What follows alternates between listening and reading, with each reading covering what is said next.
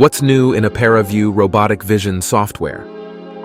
We listened to our customers and have added powerful new abilities to control your vision deployment. Apera AI made it easier to use vision-guided robotics. You can now control the selection of both gripper and pick points. Choose an off-the-shelf or custom gripper that will perform the best and define how the object should be picked. This capability allows the robot to handle objects with difficult shapes. The robot will know where the object has been picked, so it can be properly oriented for the next manufacturing step. You can also define how the robot interacts with its environment to avoid collisions.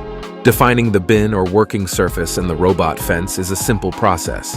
Vue's autopilot and dexterity features can define a safe area around the gripper, so the robot knows how to approach and withdraw safely from picking objects in deep bins.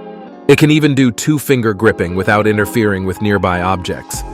With all of the pieces put together in the real production cell, robot, gripper, objects, bins, and operating environment, you can now simulate the entire package before actually running it.